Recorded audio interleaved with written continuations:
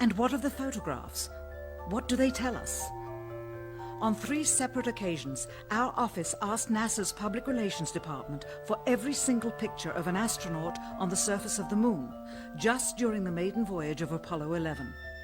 Many duplicates were sent. In all, fewer than 20 pictures were found, including first-hand investigation on site at the agency's vaulted archives. Quite surprising, considering the historical significance of the event. These very photographs are the same ones circulated year after year on anniversary commemorations. It is estimated that in just the first 60 minutes on the moon, motivated by the tenuous nature of the circumstances, many more exposures could have been expediently taken. Also surprising is the scarcity of photographs of the mission's chief pioneer, Neil Armstrong. The greatest achievement in human history, and of the man whose first step echoed around the world, dawning a new age of scientific enlightenment, there is only one full-body picture of him on the moon, besides this ghostly reflection. This one, taken by an automatic camera mounted on the side of the lunar module. Perhaps he feared liability should the whole conundrum later become unraveled. Perhaps he has forgotten that he attested to the authenticity of the event with his signature on this plaque engraved by the federal government. In fact, in the more than 30 years since the event, aside from NASA's initial press conference and the occasional brief anniversary remarks where few questions were permitted, he has never given one on-camera interview to anyone, ever. From an analytical standpoint, photographic anomalies have to be sought out with an understanding of lighting and shadows. The most straightforward is simple.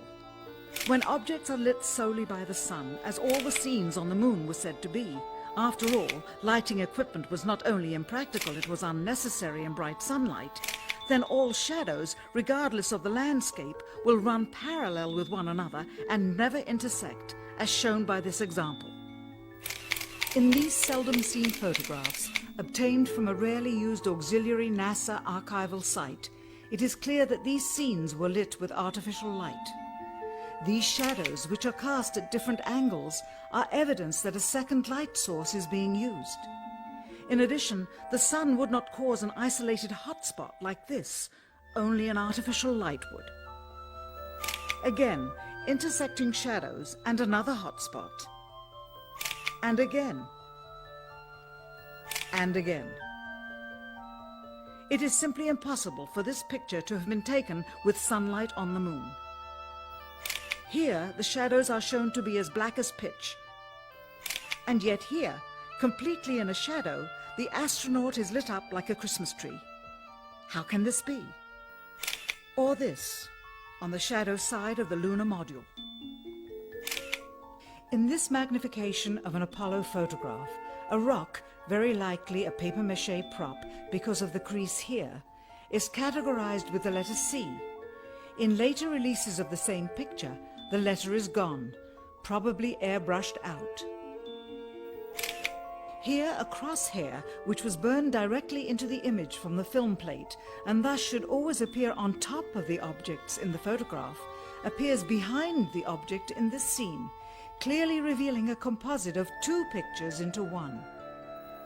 Someone apparently forgot to create a burn crater underneath the lunar module's 10,000-pound thrust engine, despite the fact that during ground tests there was a real concern for the vehicle falling into the hole the engine created as it descended.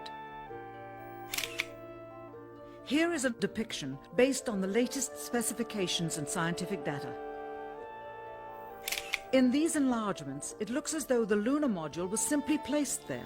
Not even one speck of moon dust on the landing pod.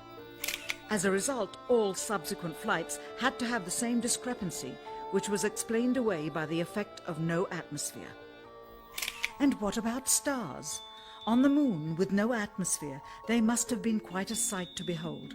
Yet there is seldom any mention of them, if ever, by any of the astronauts on any of the missions. Undoubtedly, creating a mural with all the constellations properly placed in the sky would have been virtually impossible to create accurately, much less realistically. A competent amateur astronomer would have been able to call attention to the slightest error in measurement. The answer? not to talk about the stars, ever. In their post-flight press conference, it was the only question to which Neil Armstrong responded with an absence of memory. When you looked up at the sky, could you actually see the stars and the solar corona in spite of the glare? We were never able to see stars from the lunar surface or on the daylight side of the moon by eye without looking through the optics.